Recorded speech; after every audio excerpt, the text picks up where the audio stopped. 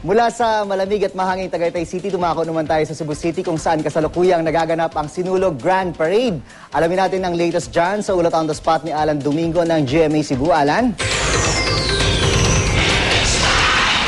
Yes, John, Pete Senyor, libo-libong mga katao ang nakisaya ngayon sa Sinulog 2013 Festival dito sa lungsod ng Cebu.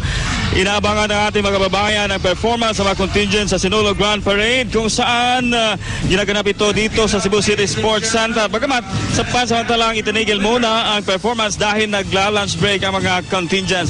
Inaasahan na maya-maya lamang mga 1 o'clock magre-resume ang kanilang performance dito. May 41 contingents ang nakilahok ngayon sa Sinulog Grand Parade. Ang iba galing pa sa ibang lugar ng bansa ang tinatawag nating out-of-town contingents. Kabilang nito ang Tribo Sinandoloy ng Tangub City, Tribo Linganay ng Alang-Alang Leyte at ang Kultura Placerino ng Placer Masbate na nag-champion noong nakaraang taon sa Sinulog Grand Parade. Pero bahagyang nabawasan ang bilang ng mga out-of-town contingents ngayon dahil sa naranasang dilubyo hatid ng bagyong Sindong kagaya ng Negros Oriental at iba pang mga lugar. Gayon pa man, tuloy pa rin ang selebrasyon.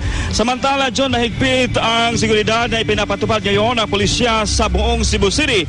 Tinatayang aabot sa mahigit 4 na milyong katao ang nakipit senyor ngayon sa Sinulog 2013 Grand Parade. Samantala, sa panahon naman dito ngayon sa Cebu City, maaliwalas ang panahon, walang problema sa ngayon. John?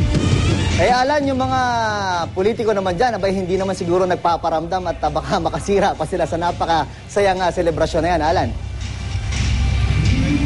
Sa mga oras na ito, mula pa kanina umaga, wala pa tayong mga politiko ang nakieksina sa Sinulog celebration dito sa Cebu. Pero antabayanan natin maya-maya hapon, baka may darating dito. Pero napaglalaman natin sa Sinulog Foundation Incorporated na hindi nila bibigyan pagkakataon na makapag-speech ang mga politiko. John. Maraming salamat, Alan Domingo ng GMA Cebu.